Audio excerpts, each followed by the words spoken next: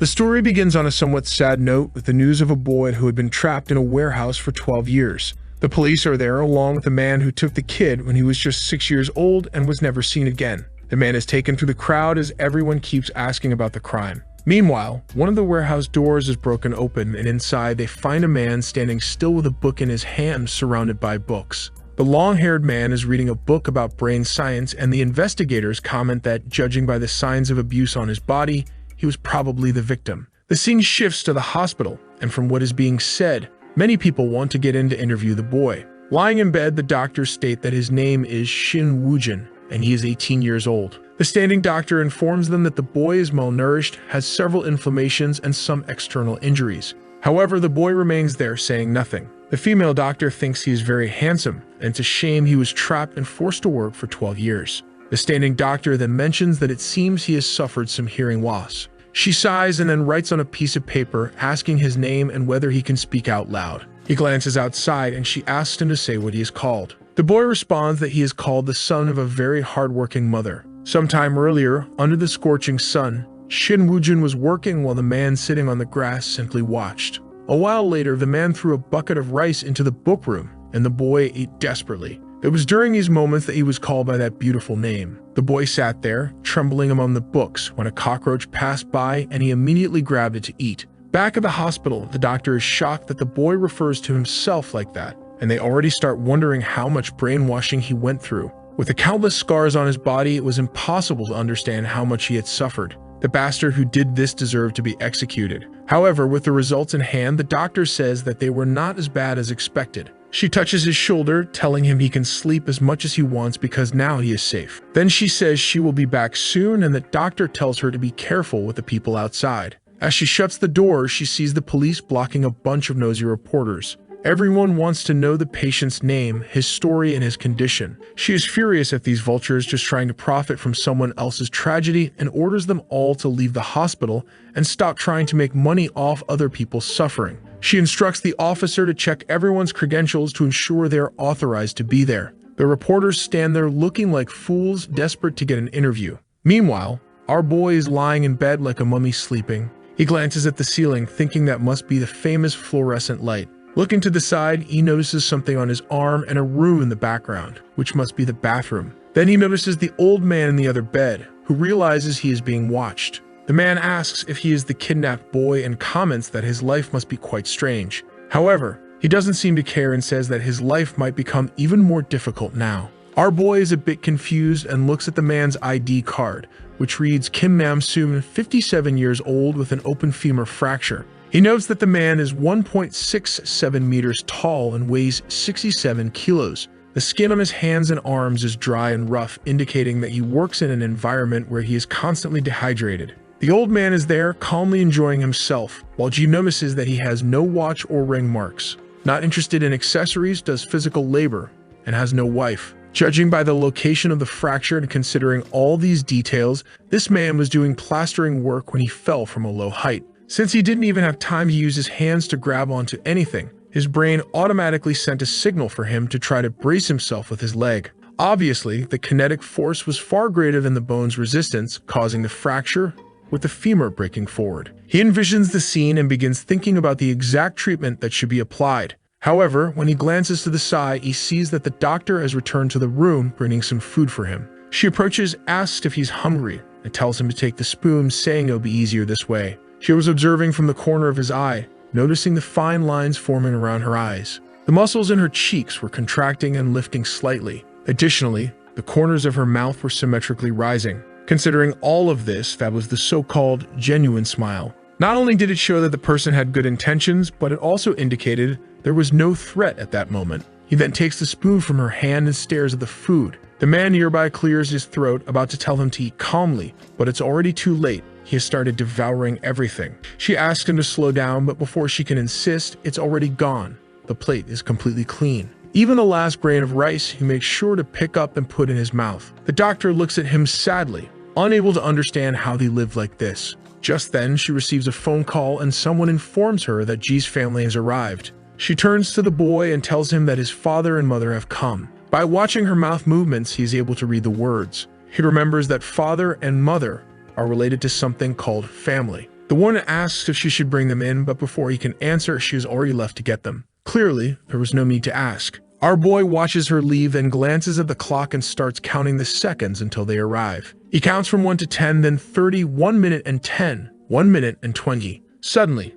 something inside him seems to awaken his hearing. Some kind of energy surges through Shin Woo-jin's head, and he doesn't know what's happening, but it feels like letters are raining down. He is still caught up in counting the numbers when he starts noticing people approaching outside. His hearing is so sharp that he can clearly distinguish the figures and the conversation taking place. A single footstep on the floor sounds like an explosion next to him. Startled, he sits up and hears them discussing the patient's stability and whether that should be the priority. They agree that they need to ensure Shin Woo-jin doesn't get scared. Then they announce that they are entering, and our boy sees a couple. The father and mother stand there recognizing the boy, while he, clearly confused, does not understand what is happening. But they immediately run to him, calling his name, saying they missed him so much, and embracing him with happiness. His mother apologizes, and both parents thank him for finally coming back. However, it is too much noise for someone who has just started hearing again, so he pulls away from them. They keep trying to talk to him, and some time passes. The scene shifts to the city. Inside Shin Woo-jin's family home, his sister tells their mother that she has already cleaned everything. She remembers that he was a kind of genius and wonders how strange it will be for him to return like this. She only has a few memories of when he was little, but she recalls that he was strange. She is amazed that he is alive after working in that place for 12 years. She is certain that if she had gone through that, she wouldn't have been able to be normal either. Remembering the hospital, she felt relieved to know that he hadn't lost his hearing. Just then, the door opens, and their mother enters, saying that she brought her brother home. The two walk in, and their father looks back, telling the boy to come in. Our boy steps inside, looking clueless, unable to understand anything. His sister welcomes him, and he looks around, clearly sensing how peculiar the situation is. He glances at the pictures on the walls, and his father tells him that he must feel lost after being away from home for so long. He shows him his old room and asks his sister to help him settle in. She seems hesitant and unsure, but their mother tells her to help the boy. While the parents cook, the two go to the room, and she can't stop noticing how strange the situation is. Shin Woo-jin starts scanning his surroundings, so this is the so-called bed, the so-called window, the so-called PC, and the so-called chair. Considering all of this, this must be the place known as his room. His sister then calls him. When he turns around, she sees the boy practically glowing and wonders why he looks even more handsome than he did in the hospital. She grabs her phone and says she will teach him how to use it. She explains that it's turned off and shows which button to press to turn it on. She shows him their mother and father's numbers and tells him that she will delete her own so that he can learn to type it himself. He responds that he understands, but in a formal and archaic way, like something from a history book. She tells him he doesn't need to be so formal with her, but he replies with the exact same wording. She feels a bit sad, realizing that he doesn't even know how to use different words, but she hands him the phone. She then asks him to add her number, and immediately he is clicking away, typing smoothly. She was impressed that, with just one explanation, he was able to turn on the phone, navigate everything, type the number, and save the contact. She comments that her brother really does seem as intelligent as ever. Then he says he will teach himself how to use the internet. He clicks on the magnifying glass to zoom in and explains that he can search for anything he's interested in. The first thing our boy types is family. The internet defines it as a group of people related by marriage, blood, or adoption. He clicks on some images and sees pictures of people that look AI-generated. Then he looks at his sister, whose eyes are shining as she hears him say the word family.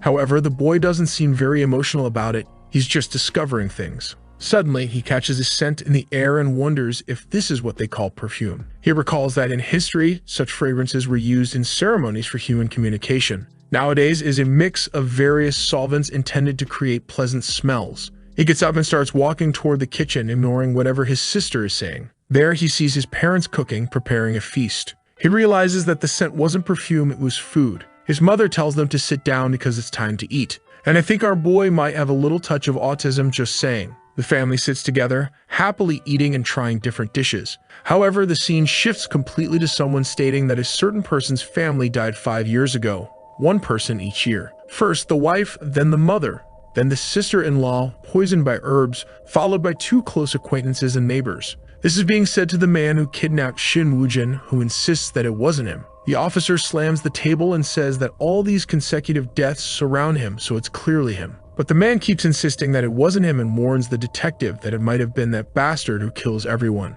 The officer asks who he's talking about, and the man slams the table again, saying it was the bastard he gave food and shelter to. That kid was the one who killed everyone. Man, now I'm scared. Could it really have been Shin Woo-jin? The officer tells him to stop yelling, but the man just says that they have no idea what kind of monster he is. Meanwhile, we see our boy alone diligently studying anatomy books. But the kidnapper is convinced that the boy is behind it all. Back at home, Shin Woo-jin's sister teaches him how to watch Manhwa recaps.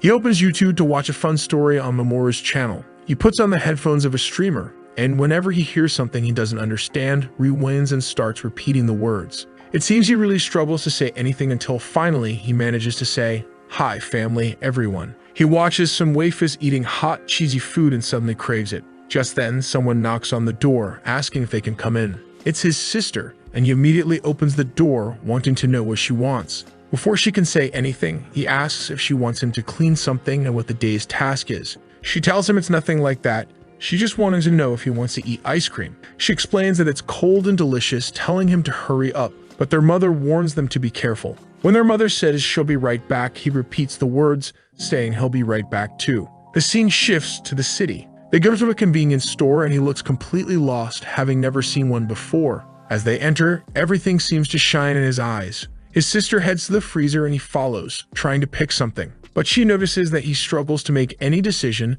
so she just hands him one and tells him to eat it. Outside, she realizes he has never bought anything before, so maybe this would be a good time to teach him how to use money. However, she decides against it. Perhaps it's better to introduce things gradually. As they step out of the store, a group of girls sitting nearby starts whispering, telling each other to take a look. They are all swooning over how stunningly handsome he is. One of them is even thinking about asking for his number. One asks if the girl beside him is his girlfriend, and his sister seems to enjoy hearing that. Clearly, our boy just got sent to prison. He struggles to open the ice cream, so she helps him and tells him to eat. He takes a bite and loves it, his eyes light up with excitement. Seeing him pause for a second, she asks if something is wrong, but suddenly, his head explodes with enthusiasm as he shouts that it's delicious. She tells him to slow down while glaring at the other girls, silently warning them not to try anything. Then she asks why they don't take a photo together, and they take several. Later that night, back home, I can't help but feel that I want something bad to happen just so he can use his talent.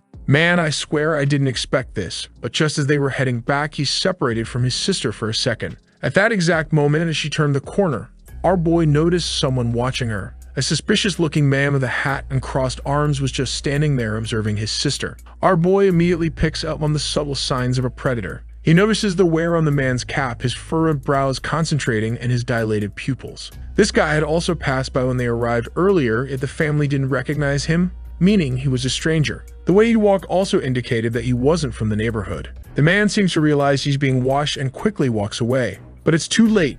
Our boy has already seen everything. His shoulders and back are damp with sweat. His pants are more wrinkled in the back than usual. There's a mark on the bottom of his shoes showing signs of pedal wear, but the small imprint suggests he rides a motorcycle. From these details, our boy deduces that the man's at least 40 years old, lives alone, is left-handed, and much more. He calls out to Bomi, who asks why he's standing there like a weirdo. She looks around trying to see if there's a problem, but he just tells her to go inside first. She's confused and steps closer, asking if something is wrong. But he only insists that she go inside first. Still, she refuses and says that it's too late. They should go in together. With no choice, Eve is dragged inside. The stalker got lucky. He was about to die, I think. I don't know, just a thought. With that, night fell, and our little genius with peculiar traits stood in front of the window. A voice in his head told him that if he wanted to protect his family, he should stay out of it. But he responded that this was his family. The voice said that calling the police was foolish. That wasn't how you protected your family.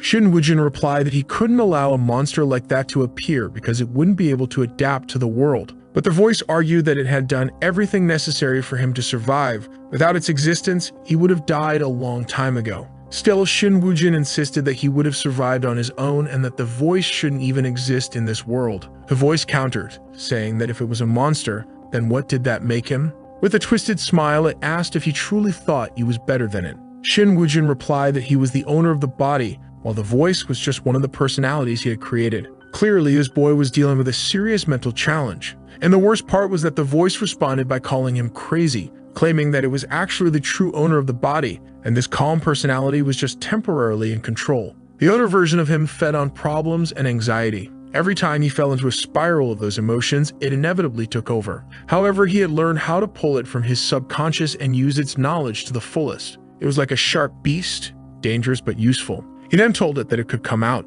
The boy had the secret assassin's system, and he activated it. Outside, the rain poured down and he grinned like a maniac, opened the door and stepped out calmly. He descended the stairs and began walking down the street, while the not-so-suspicious man stood there with an umbrella. As he passed by, the man turned slightly and our boy stood still, feeling the raindrops, calling them a gift. He looked at the man and said that he had truly been preparing for a day like this. The man in the hat looked confused, not understanding what he meant. But the predator approached and told him not to be so boring. Our boy glanced at his clothes and his arm. Then he said it was sad that he knew the man so well, yet the man didn't seem to know him at all. He already knew that the man had eaten soup for lunch and worked as a delivery driver. From the dirt on his boots, he lived near the mountains. Additionally, there was only cat fur on his sleeve, which meant he had likely killed a stray to practice. The man flinched, startled, and asked who he was. Shin Wujin fixed his hair and prepared to respond, but instead he kicked the man so hard it might have broken his leg. The guy slid, collapsed to the ground, and immediately turned over in desperation.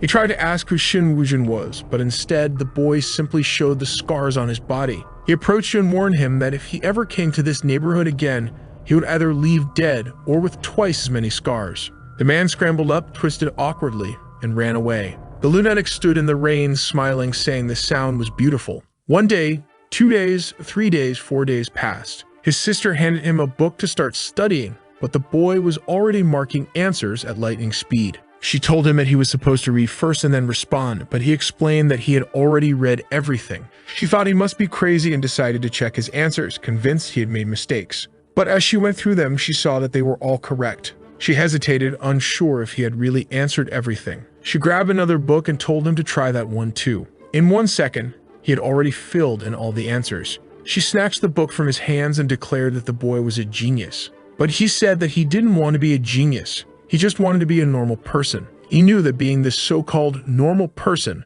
was incredibly difficult, but that's what he wanted to be. She started imagining all the things he must have gone through in that place. She looked at him, tears in her eyes, convinced that he had endured so much. Analyzing her expressions, our boy knew for sure that she was sad. He placed a hand on her head and told her not to be like that. Then he went to the table, wrote something down, and handed it to her. Confused, she looked at it and was surprised. The message said, "A good boy gets sad. When your body temperature drops, your immune system weakens. Additionally, sadness affects your taste buds, which can lead to weight gain and cardiovascular problems. Not to mention, the release of cortisol hormones can make you even more stressed and worsen your sleep quality. Sadness activates a part of your brain that drains more energy, leaving you even more exhausted." Confused, she asked how the hell he knew all that. He simply replied that he had read countless books. At that moment, their mother called them to eat, and he ran off. Meanwhile, his sister stood there, looking like a fool, unable to process what had just happened.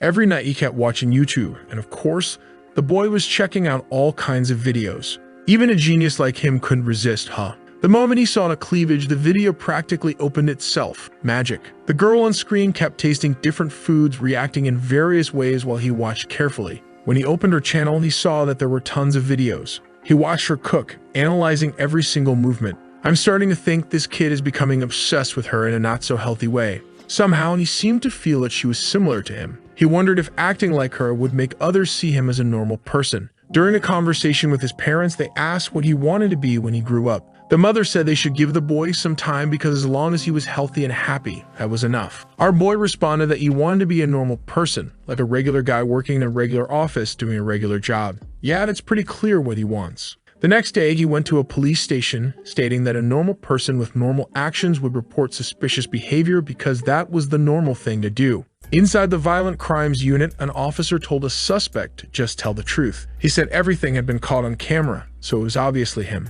The blue-haired guy denied it, saying he didn't even own a cap like that. But the exhausted investigator said that everyone had seen it, so he should stop lying. The guy kept insisting that it was impossible for them to have seen him there when he wasn't even there. And just at that moment, Shin Wujin walked in. The whole atmosphere changed for Detective Kim Mi-hyun, who seemed to recognize him. I think he was one of the officers who saved him that day. Yeah, that makes sense.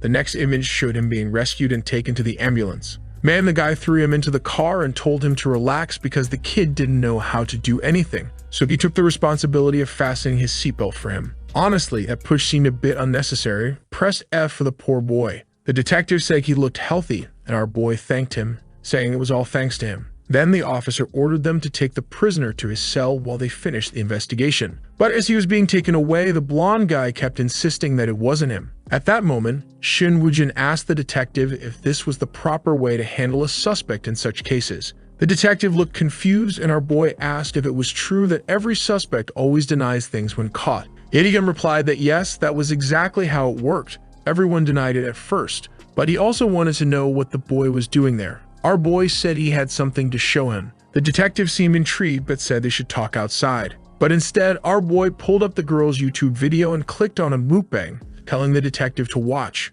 He even asked what was going on, and our boy explained that the woman in the video was in the same situation he had been in. Her eyes moved upward and to the right when she lied, and she touched her lips, a sign of anxiety and nervousness. Before eating, she bit her lip, which showed she wasn't actually happy with the situation, even though she kept saying the food was delicious. Combining the eye movements with these actions, he was certain she was lying. Her words and actions didn't match. Not to mention, both of her shoulders were slightly pulled in, something that only happened when someone felt unsafe or under attack. She was defending herself, but in a situation where that shouldn't be necessary. She also covered her mouth whenever she was about to say something, which indicated that she was trying to hide the truth, something people do either voluntarily or involuntarily. Touching her necklace was another psychological relief action, a way to seek stability. The detective stood there, completely lost, not understanding what the boy was talking about. Our boy told him to look closer, that she was asking for help. She formed an S with her finger, then left a hairband in the shape of an O, and finally she wrote the last S with her noodles.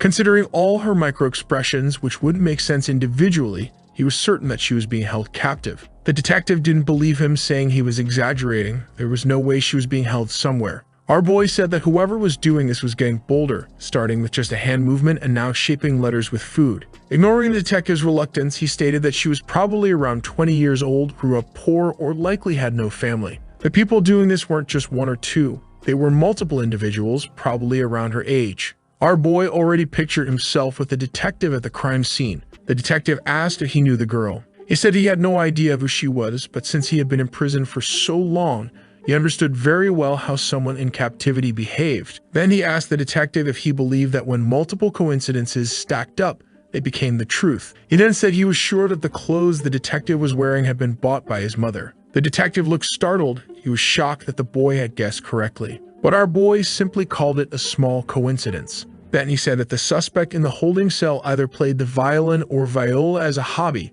but not professionally. The detective was confused about how he could know something like that. Shin Woo-jin stated that if he was right, the detective had to believe the evidence he brought about the girl. The detective assumed that the boy must be looking for a job, but Shin Woo-jin said that wasn't the case. He just wanted to work in an office like a normal person and was simply reporting information to the police as any citizen would. He told the detective to ask the suspect about his hobbies. If he was wrong, they could punish him for obstruction of justice. The detective said there was no need to go that far. He asked the boy to wait a moment and then headed back to the suspect's cell. On the way, he questioned what he was even doing. The problem was that the boy had convinced him so well that he had actually started to believe him. Not to mention, he had accurately guessed the detail about his shirt, something he knew was true, but had no idea how the boy figured it out. Reaching the holding cell, he called out to the suspect, who asked what he wanted. Ye even asked if he played the violin or viola by any chance. The guy replied that he did, but only as a hobby, nothing professional. And the guy immediately says he's freaked out that they've been investigating him so much, even going to his house. But the detective is even more freaked out that Shin Woo-jin actually guessed everything right. Apparently, this kid really does have some kind of ability. The moment our boy stepped in, he had already heard the entire conversation. As soon as he looked at the guy, he noticed marks on his cheeks. They could have been from a helmet, a high collar, violin marks, hair friction, or a mask. Then, seeing the cuts on his hands, they could have been from any string instrument, jewelry work, violin, or even fishing. Accumulating all these details, the only activity that matched all of them was playing the violin. The detective walked back into the room and asked where the boy had gone. The guy shrugged, saying he had no idea. As the detective approached the table, he saw something written down. It was a note from our boy, saying that now he had confirmed 2 coincidences. Maybe it was time to go for a third. The girl from the videos was clearly desperate, and our boy left his number. With no real options, the detective sighed and asked a colleague to look up the girl's channel.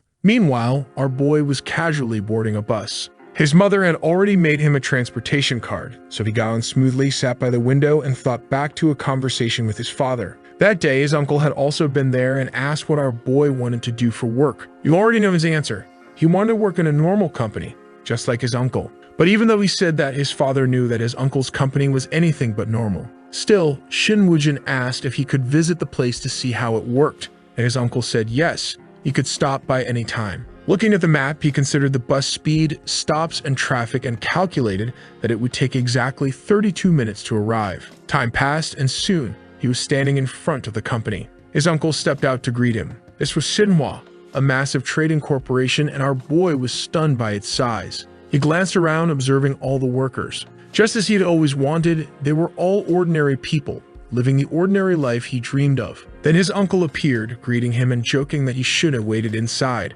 Our boy thanked him, but the man brushed it off, saying it was nothing. Now it was time to show him around. The place was enormous, and his uncle asked if he was impressed. Obviously, our boy said yes, and his uncle replied that there was much more to see. This was the company's operations center, but they had offices all over the country. Our boy began listing the names of several cities, and his uncle asked if he had researched everything before coming. He confirmed. Shin Woo-jin explained that living an ordinary life was very difficult, so he was doing his best to achieve it. His uncle just laughed and told him to follow him upstairs. He swiped his card called the elevator. At that moment, someone nearby asked if he was the manager's son. Even Lee Yeon was watching them. His uncle replied that no, he was just his nephew, and the girl giggled. Our boy looked at her with a completely blank expression. Just as she was about to ask if he was in high school, he anticipated her question and asked her the same thing instead. She was momentarily confused, but his uncle cut in, saying they were running late, and pushed the boy into the elevator. He told the girl to enjoy her snack and waved goodbye.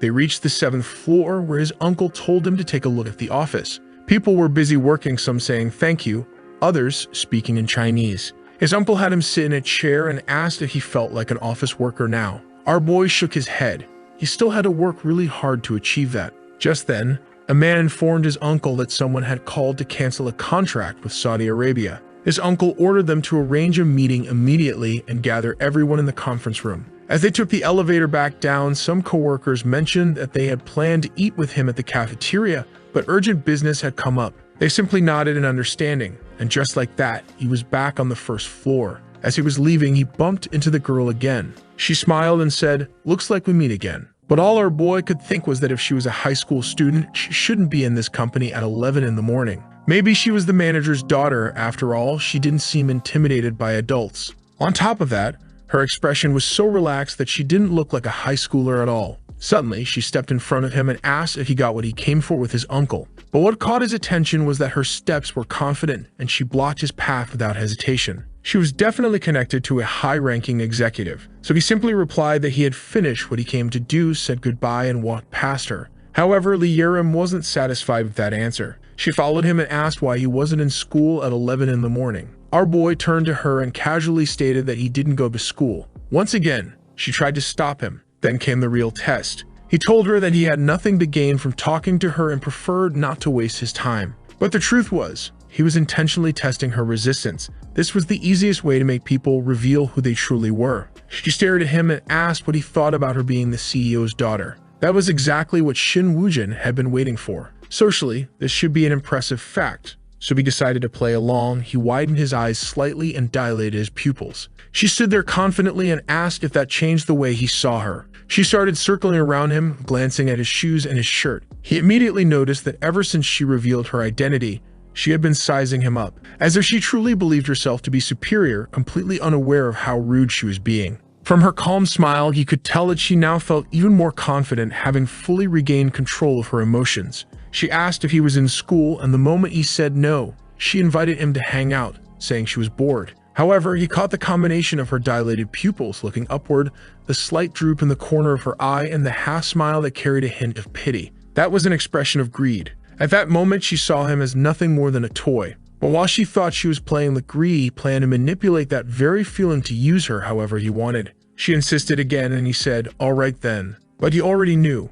There was a high chance she was either a narcissist or a sociopath. Man, our boy is analyzing this girl like he's winning, but she's spiraling straight into darkness. She casually walked ahead, saying she knew a good place and that they should hurry. He asked where it was and she didn't even bother to answer. Again, he noticed this girl thought the world revolved around her. Sometime later at a restaurant, she asked if he wasn't going to school because he wanted to become an idol or something. He simply replied, something else. She asked why and he said he was just preparing for university exams, but then asked why she wasn't in school. She casually replied that she was on those days of the month and had left early. But he saw her adjust her hair and her slight eye movement, two signs of stress relief on lying. So he asked, what exactly do you mean by those days of the month? Internally, he thought to himself that she must be referring to the phase when the uterine lining is shed due to hormonal changes. Lee Yerim turned bright red, completely lost as to what this lunatic was talking about. Just then, the waitress came over to take their order while she sat there looking dumbfounded.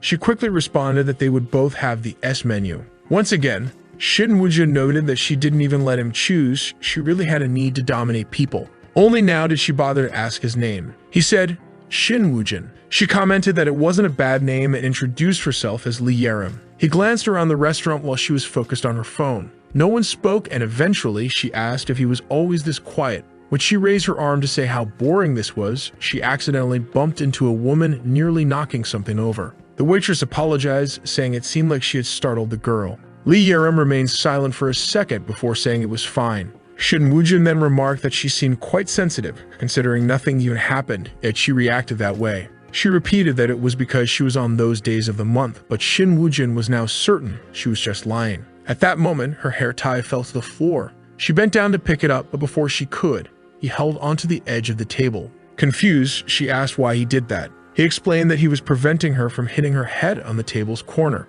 For a brief moment, she seemed touched, but then quickly brushed it off. Then he said he was sure that something bad had recently happened to her. She told him to stop making baseless assumptions, but he simply responded that she looked really tired. She kept fixing her hair, telling him that he should worry about himself since he was so pale, like someone who never went outside. He ignored her completely and tasted the food. Seeing him pause for a moment, she smirked and said she knew he must have found it delicious. The soup was almost as good as the one from Restaurant K in Busan. Shin Woo-jin, already plotting, noted that she had fallen for his bait. He decided to mirror some of her words to make her feel more at ease and asked what this Restaurant K was and who she went with. Excited, she said she had gone with someone named Kim Yina and asked if he knew her. Apparently, she was a famous actress, but Shin Woo-jin had no clue. He knew that in Busan you could see the ocean, so the restaurant was probably near the shore. Wanting to trigger some positive emotions, he said she must have really enjoyed seeing the sea. Her face lit up as she started talking about watching the fireworks.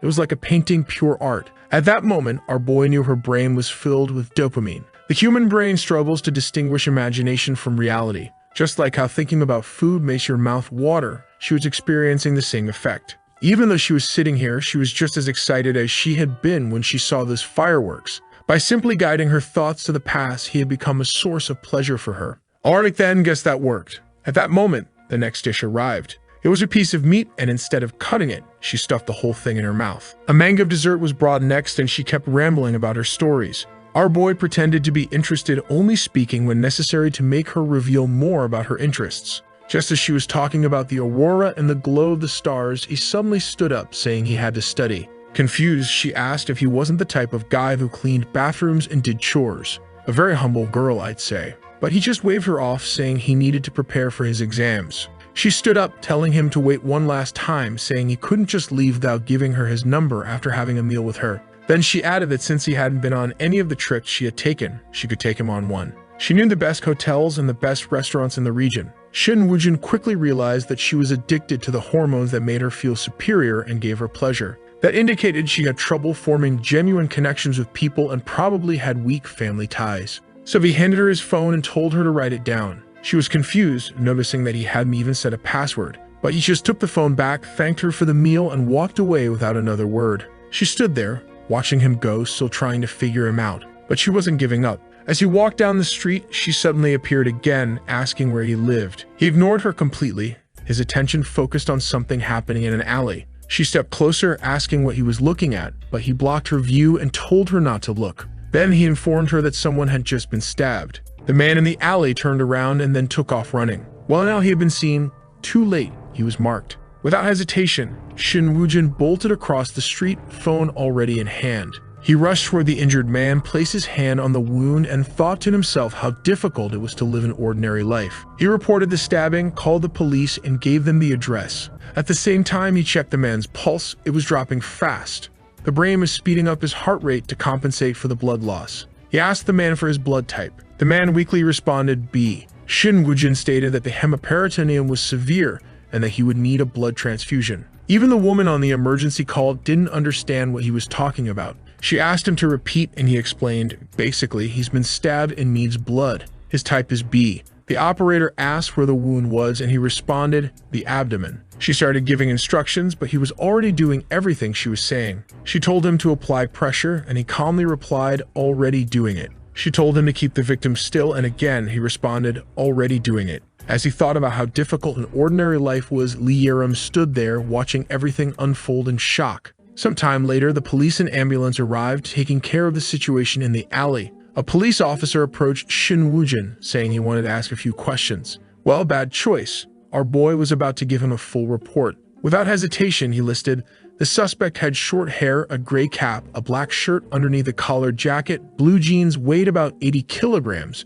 and was around 1.80 meters tall. The officer was caught off guard and asked him to slow down. Realizing this kid was going to be tough to keep up with, he took out his recorder and asked him to repeat everything. While answering the officer's questions, Shin Woo-jin noticed Lee Yerim standing nearby. He knew this was probably the first time she had experienced something like this, and this situation was perfect for him. Just like a child learning to walk when they fall, they don't know what to do. The comfort of their parents at that moment creates an emotional bond. Right now, he could be that person for her, someone irreplaceable. He approached her and asked if she was surprised, but reassured her that everything was fine. He knew she would create a strong memory of this event and wouldn't be able to forget him. Placing a hand on her shoulder, he told her that everything worked out because the victim wasn't too badly injured, so there was no need to worry. He also reassured her that the culprit hadn't seen their faces and would probably be caught soon since there were so many cameras around. Finally, she became quiet and simply said, I understand. A little later in her massive mansion, like something out of Cristiano Ronaldo's estate, she was taking a bath. She couldn't stop thinking about how he had saved that man and told her not to look. She smiled slightly. Man, I know you're fooling her while she thinks she's fooling you, but I still think this girl is dangerous. She sat in front of her mirror looking at her phone, realizing she hadn't asked him for something. Meanwhile, in our boy's room, he was as usual, watching food videos. Suddenly, he got a message from Yerim asking if he had arrived home safely. He simply replied, yes, I'm fine, and told her he was going to sleep and wish her a good night. He went back to his video, but another message came. She said it was too early to be going to sleep. He completely ignored it and continued watching. The next morning, he had breakfast with his family before his father left for work. Back in his room, he was solving problems effortlessly. Now, he always kept his phone beside him because he had learned that was a normal thing to do. But Yerim kept messaging, and he knew that ignoring messages was also normal, so he wasn't bothered at all. Watching a bird outside, he kept repeating to himself that all he wanted was a quiet, normal life. But for him, living that quiet life was proving to be more difficult than he expected. Then he received a call from an unknown number. When he answered, a man introduced himself as being from a financial firm offering loans. It was one of those scam calls. So he simply said, send 10 billion to my account. That's the loan I want. The scammer immediately hung up. Another call came in, but this time, it was the police. He thought maybe he had won something again. Nope, they were just calling him in to discuss the alleyway incident. He closed his room door, got dressed, and headed out. And whenever this boy leaves the house like this, I already know something's about to happen. But then, like a madman, he opened the door again and said he'd be back soon. As he walked out, he thought to himself that this time wouldn't be like the last. He wouldn't be gone for 12 years. After all, now he had a family waiting for him at home. The weather in the city turned gloomy, and it was raining outside the police station. A man was locked in his cell while someone commented that they couldn't confirm if he was really the suspect because he had been wearing a cap. Another officer told them to judge based on his height and general appearance, but Shin Woo-jin wanted to hear the man's voice. As soon as the officer pressed the button, the audio started playing. The man asked why he would do something like that. He claimed the police were just hurting innocent people and insisted again that it wasn't him. Meanwhile, Shin Woo-jin observed everything he said. Every expression, every denial. He was right there, analyzing it all. The man explained that he had numerous cuts on his hands because he was a terrible cook, nothing more. The investigator glanced at Shin Woo-jin and asked what he thought after listening to all that. Shin Woo-jin simply stated that the man was lying. The officer asked if he was sure this was the culprit, and our boy confidently said yes. While the man continued claiming he was just out for a walk in the neighborhood, Shin Woo-jin explained, "This guy keeps touching his nose because his body is releasing catecholamine. That's a neurotransmitter released when someone lies. It increases blood pressure and causes irritation in the nose and eyes. Bringing his hand to his mouth and touching near his teeth is also a subconscious attempt to erase the lies. In stressful situations caused by lying, people either fight, freeze, or try to stay still. He chose to freeze, crossing his legs to avoid showing signs of impatience." Of course, Shin Woo-jin continued, stress can also come from being falsely accused, but combining all these signals, he looks more like someone guilty, afraid of having his identity revealed. He then asked the suspect about his academic background. The man replied that he had a master's degree. Shin Woo-jin knew that the more educated a person was, the more they relied on logical evidence.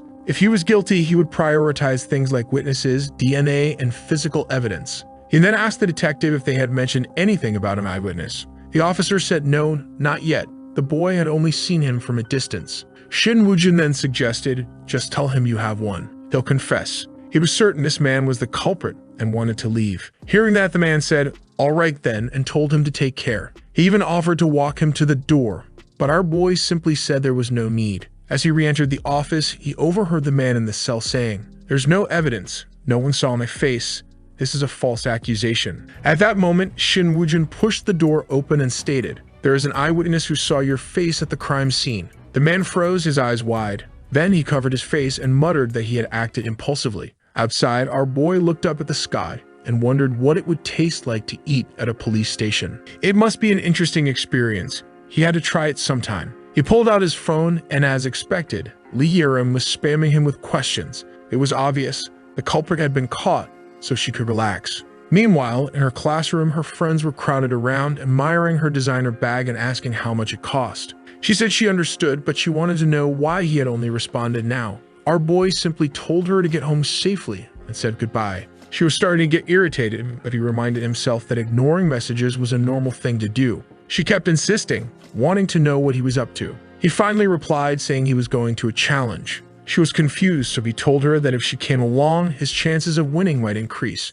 The scene shifted to a restaurant where a man was setting down a massive plate of spicy food. He explained the rules. Shin Woo-jin had to finish everything within 20 minutes. If he failed or vomited, he'd have to pay 20,000 won. Our boy already knew he had to be cautious about a hormone called lectin. Once he started eating, his fat cells would release this hormone to signal satiety to his brain. But if he managed to finish before that signal reached his brain, it would be easy. The man asked if he was ready. Shin Woo-jin stretched out his chopsticks and said yes. The timer started, and immediately he dove in, pulling in the noodles, creating a whirlwind of food. He grabbed a massive piece of meat, huge, and swallowed it in one go. He continued slurping the noodles, lifted the bowl, drank the broth, slammed it down, burped, and finished. The buzzer rang. He had completed it with 12 minutes still left on the clock. The restaurant owner was in disbelief, but Yerim asked if he was planning to become some kind of competitive eating YouTuber. He said no, because being a YouTuber wasn't something normal people did.